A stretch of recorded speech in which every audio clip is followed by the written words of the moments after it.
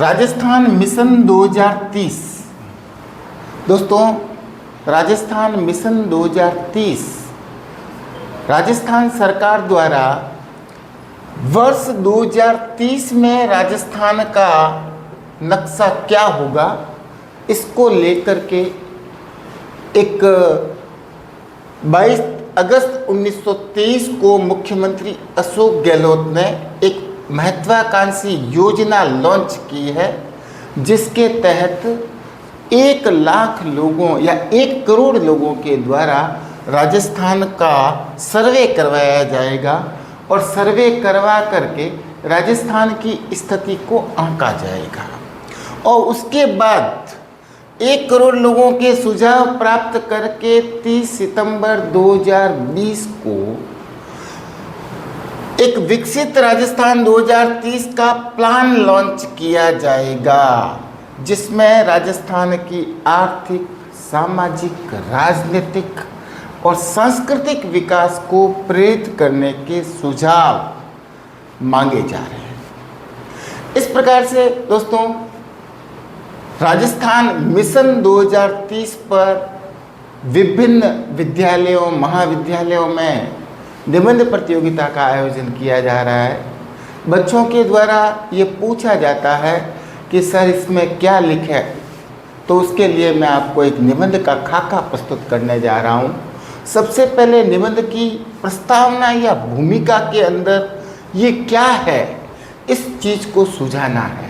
अर्थात आप लोगों को ये बताना है कि ये राजस्थान सरकार अर्थात राजस्थान के मुख्यमंत्री अशोक गहलोत के द्वारा 22 अगस्त 2023 को प्रारंभ की गई एक महत्वाकांक्षी योजना है, जिसके तहत राजस्थान का नक्शा 2030 में क्या होगा, क्या क्या प्लानिंग के तहत किस प्रकार से विकसित राज्य की श्रेणी में आएगा, उसको अपन को सुझाना है।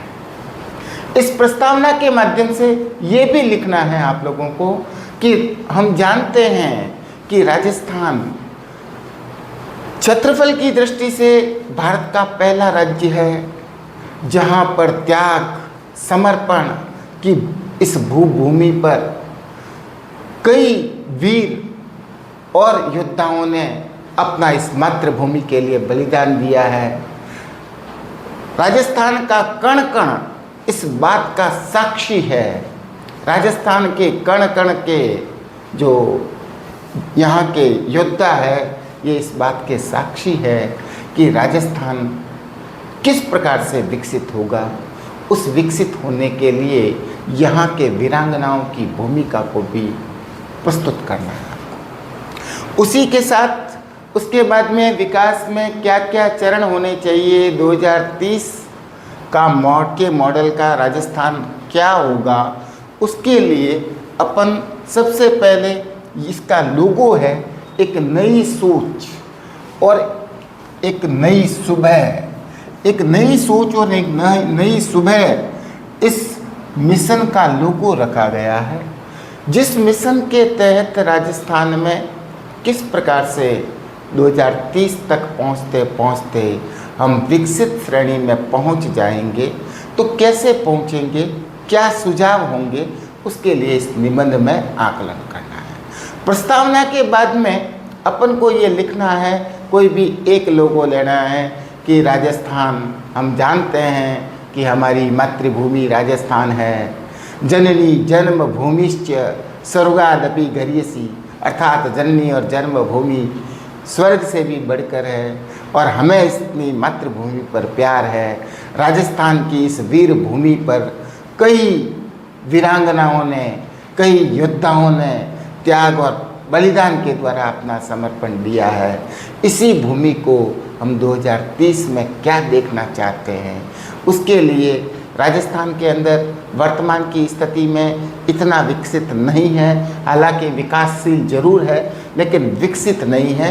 और विकसित होने के लिए क्या क्या ऑब्जेक्टिव्स होंगे, क्या क्या उद्देश्य होंगे, उन उद्देश्यों को अपनों को प्रस्तुत करना है। जैसे शिक्षा एवं तकनीकी विकास में अग्रणी भूमिका। शिक्षा के माध्यम से अर्थात राजस्थान के स्कूलों का राजस्थान की शिक्षा नीति का, राजस्थान के बालकों का उद्देश्य सिर्फ नौकरी प्राप्त करना शिक्षा का उद्देश्य नहीं होना चाहिए। इस प्रकार से अपन को उसमें लेखांकन करना है कि नौकरी का उद्देश्य लेकर के शिक्षा प्राप्त नहीं करनी है।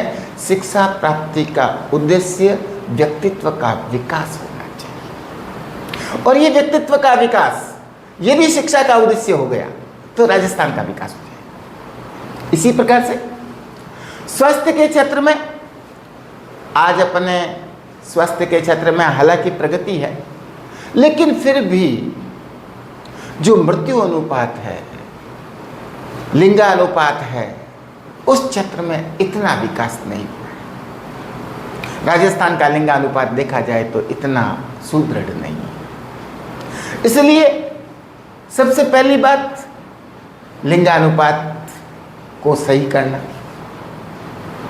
वो सब सही कब होगा? जब शिक्षा का विकास होगा। दूसरी बात, लिंग भेद की नीति को जनमानस से हटाना। सामाजिकता के क्षेत्र में जो लिंग भेद की स्थिति चल रही है, उस लिंग भेद को कम करना। लड़कियों को पढ़ाते नहीं हैं, लड़कों को पढ़ाया जाता है। हमारे यहाँ की संस्कृति के अंदर बड़ी विडंबना है। इस विडंबना को दूर करने के लिए राजस्थान सरकार को, हालांकि महिलाओं के विकास के लिए कई प्रकार की परियोजनाएं निर्मित की गई है, लेकिन फिर भी 2030 तक आते आते लड़के और लड़की के भेद को मिटाना है, अर्थात लिंग भेद को कम करना। और लिंग भेद यदि कम हो गया तो विकास स्वतः हो जाएगा। तीसरा मैंने पॉइंट लिखा है पंचायती राज के तहत विकेंद्रीकरण पर जोर देना। आज विकेंद्रीकरण हो रहा है, हालांकि पंचायती राज की दिशा में विकेंद्रीकरण महती भूमिका निभा रहा है, लेकिन फिर भी आज राइट्स इतने नहीं दिए हुए हैं। हालांकि पंचायती राज को छोटे छोटे विभाग सौंपे गए हैं, पंचायती राज के द्वारा कार्य किया जा रहा है, लेकिन विडंबना क्या है? सरपंच पतियों के द्वारा ग्राम पंचायत का संचालन किया जा रहा है। महिला घूंघट प्रथा में आकर के बैठती। इन सब स्थितियों का निवारण राजस्थान के विकास की पहल होगा। इस पहल को बढ़ाना है। फिर प्रति व्यक्ति आय को बढ़ाना, रोजगार के अवसरों में वृद्धि करना। राजस्थान सरकार को चाहिए कि वो इस प्रकार के अवसर मुहैया करवाए, इस प्रकार के प्लानिंग लॉन्च करे, जिसके तहत राजस्थान का प्रत्येक व्यक्ति को रोजगार मिले, उसको रोजगार के लिए दर दर की ठोकरें नहीं खाना पड़े। ये सब स्थितियां होगी तो विकास स्वतः ही हो जाएगा। फिर ऊर्जा के क्षेत्र में आत्मनिर्भरता। अपना आज देखते हैं पेट्रोल, जो भूमिगत पेट्रोल, डीजल, केरोसिन, इन सब का खपत बढ़ रही है और अनुपात घट रहा है। ऐसी स्थिति में रेटें बढ़ रही है।